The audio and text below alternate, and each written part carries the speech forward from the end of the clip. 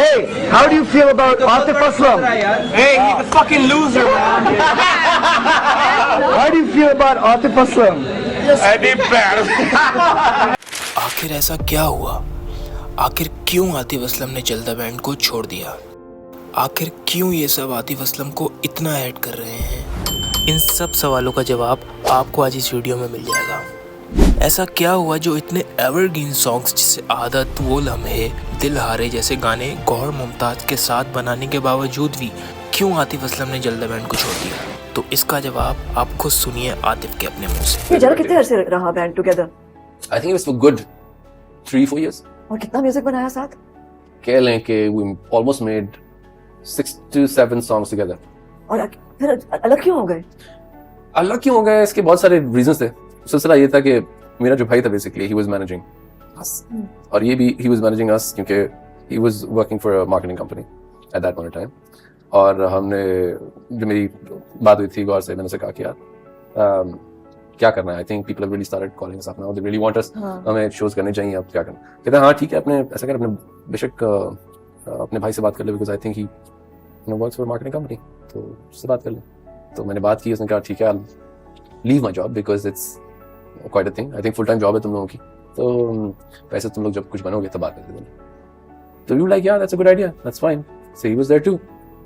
अब वो उसने मैनेज करना शुरू कर दिया काम वाली चीज़। And after a couple of months, you know, कुछ इस तरह का सिलसिला हुआ कि he came up to me and he said कि यार, I think हम लोग इस तरह साथ काम नहीं कर सकते। क्यों, क्या हुआ, वजह क्या हुई? Why you behaving like that? मेरा भाई भी मैनेज करेगा, तुम्हारा भाई मैनेज कर रहा है तो मेरा भाई भी मैनेज करेगा। मैंने कहा tell me one good reason. So I kind of got to know that, ये पता चला कि तुम्हारे घर में ज्यादा पैसे जाएंगे और मेरे घर में कम पैसे जाएंगे।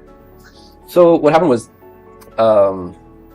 कि there was a show जिसकी क्यूरी जो थी, अब इस वक्त मेरा भाई मैनेज नहीं कर रहा, उसने छोड़ दिया, उसने वापस अपना ऑफिस का काम शुरू कर लिया। मैंने शुरू किया, मुझे कॉल्स आना शुरू हो गई और उन्होंने कहा जी there is a concert which is happening on this date. So अब 2 महीने से हम लोग बात नहीं कर रहे आपस में। I called him up and I said listen यार, इस तरह से कुछ अलग अलग होगी, कुछ नहीं होगा, let's work together, there is a query on the 19th of this month, let's rehearse and let's play. He came 2 days for the rehearsals, he was there, he was rehearsing with me. The third day he says यार पैसे कहां? I was like, I have not received anything yet, but जब मुझे मिलेंगे मैं तुझे जरूर दूंगा। अच्छा, अगर ऐसी बात है यार तो ठीक है। I think on the same day मुझे ना कराची से एक टेलीविजन शो की ऑफर हो रही है, वो लोग जल को बुला रहे हैं, तो मैं तो जल को रिप्रेजेंट करने जा रहा हूँ उधर। क्या, how can you go like that? मतलब मैंने कमिट किया है और मैंने तुझे पहले बताया था, पोस्टर्स छप चुके हैं, अब ये सब कैसे होगा? ये तो सारा बर्डन मेरे पे आ जाएगा। कहते यार तू देख ले, तुझे क्या करना, मुझे लगता है बैंड के लिए टीवी कवरेज ज्यादा जरूरी है। मुझे समझ आ गई कि कुछ ब्लैकमेल करने का सिलसिला था कि यार give me the money. I didn't have the money, of course, अगर मेरे पास उसको होता कुछ मैं उसको जरूर दे देता। So at the end of the day what happened was कि आई फिगर्ड आउट कि अब ये 2 से 3 दिन तक जहां पे नहीं आएगा, I will have to do this on my own. कर आके मैंने बच्चों के साथ रिहर्स करना शुरू किया, गाने सिखाए उनको एंड ऑल ऑफ दैट। फिर मैंने रिहर्स किया, पता चला कि वो गया उस चैनल पे, उस टीवी चैनल पे, और उस टीवी चैनल पे जाके उसने उनको ये बताया कि मेरे घर में डेथ हुई, मेरे घर में डेथ हुई जिसकी वजह से मैं नहीं आ सकता। उस वक्त मोबाइल फोन्स नहीं होते थे, so I receive a call on my landline, I pick up the phone and he goes, मैं अहमद अली भट्ट बात कर रहा हूँ, no exposure of me ever talking to Ahmed Ali Bhat, मेरी कभी उससे मुलाकात नहीं होती। अहमद अली भट्ट बात कर रहा हूँ, क्या आप आतिफ असलम बात कर रहे हैं? मैंने कहा जी मैं बात कर रहा हूँ। आपके पास क्या प्रूफ है, क्या बात है उसने बात कर रहे हैं? So I had to prove I had to sing a song to prove him कि मैं बात कर रहा था। So whether it was Ahmed Ali Bhatt or it was someone from their channel जो कि उनका रिप्रेजेंटेटिव था, मुझे फोन करके उन्होंने कहा कि इस तरीके का ये वाला सिलसिला है, ये बंदा जो हमारे सामने बैठा है, ये आपका जो गिटारिस्ट है, ये मैं कह रहा है कि आपके घर में कोई डेथ हुई। मैं कहा जी I am sorry, god forbid, ऐसी कोई बात नहीं हुई, मेरे घर में अल्हम्दुलिल्लाह सब ठीक ठाक है। ये जो बंदा आपके सामने बैठा हुआ है ये झूठ बोल रहा है आपसे, ये सच नहीं बोल रहा, मेरे घर में सब कुछ ठीक है, सब खैर है। फोन बंद। And from there, I decided that I won't be working with him. पर सेम सवाल जब गौहर मुमताज से पूछा गया तो इस पर वो हमेशा यही कहते नजर आए। Of course, there are a couple of questions about, few statements about me that कि मैंने किसी के साथ बहुत ज्यादा ज्यादती कर दी बैंड में, और मुझसे बहुत से लोग पूछते हैं कि आपके बारे में आपके एक्स बैंड मेंबर्स बहुत कई दफा बात करते हैं, आप कभी नहीं करते। उसकी वजह सिर्फ एक है, ताली दोनों हाथ से बजती है, गलती हर किसी से होती है, लेकिन चुप मैं इसलिए रहता हूँ कि हमें ये जितने फैंस हैं हजारों ये देख रहे हैं, और मैं चाहता हूँ कि वो आपको भी रिस्पेक्ट करें और मुझे भी रिस्पेक्ट करें, and we should always move on, बजाय कि हम एक पूरा प्रोग्राम अपने पास्ट के ऊपर जाया कर दें। आतिफ के बैंड से जाने के बाद आतिफ की रिप्लेसमेंट के लिए फरहान सईद ने बैंड को ज्वाइन किया और उनकी आवाज़ सच में बहुत प्यारी थी। फरहान बैंड में न्यू थे तो वो नहीं जानते थे पीछे की स्टोरी को। जैसा उन्हें गौहर ने आतिफ के बारे में बताया, उनकी नज़र में आतिफ की इमेज उसी तरीके की बन गई और वो अक्सर अपने इंटरव्यूज़ में आतिफ असलम को ट्रोल करते नजर आए। तो ये जो है कि एक गाना करके तोड़ दिया कि अब मैं कुछ और बनूंगा, या फॉर दैट मैटर एक दो एल्बम्स करके तोड़ दिया, I don't believe in that. I mean, और फिर एक दिन हो जाती है इन सब की एक private video leak,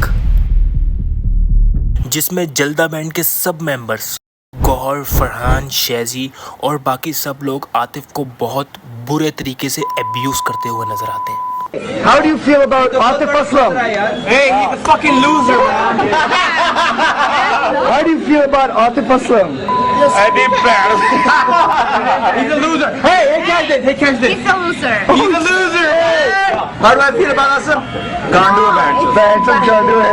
No, it's not. No, it's not. You got bad. You have to say it. Let's see you guys say it. What I would say?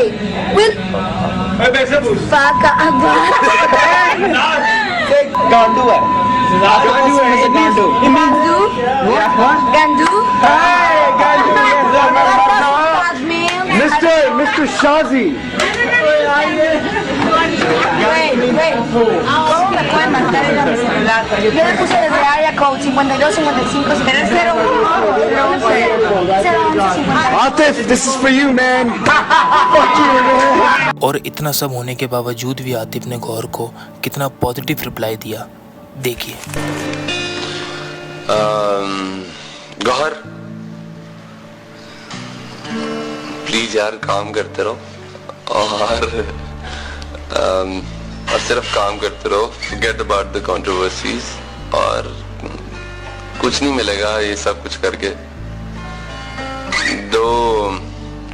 मैं तो काम कर ही रहा हूँ, तुम भी करते रहो, खुश रहो, और अगर बड़े हो तो जीते भी रहो, और मेरी सारी दुआएं तुम्हारे साथ हैं, and I really want to wish you the very best of luck.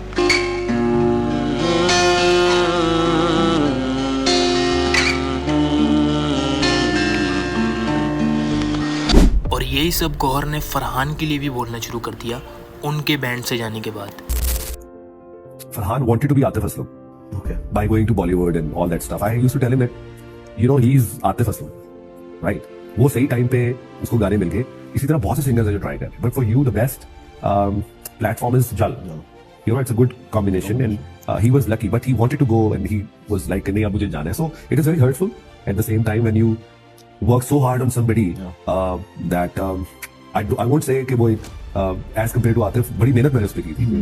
You know, एक एवरेज वॉइस को आप इतना वो करें, तो उसके बाद अगर आपने जाके बॉलीवुड में ट्राई करें, तो मुझे इसलिए कहता था कि उधर और बड़े कंपटीशन है और चीजें लेट हो गया। And I think time has proven it that you know उनके पास और बड़े सिंगर्स हैं यार। I mean nobody can be Atif Aslam because he left at the right time. It was he's got a unique voice, and हमारा combination उस तरह का था कि वो क्लिक वहां पे उसकी आवाज हो, so you know then उसके लिए best, but then he didn't, उसने कहा यार कि मैंने करना है, and you can't stop somebody. And if you and me are working together, you one day you say that मैं अब ये करना चाहता हूँ, तो हर किसी की अपनी अपनी एक्सपेरिमेंट जर्नी होती है।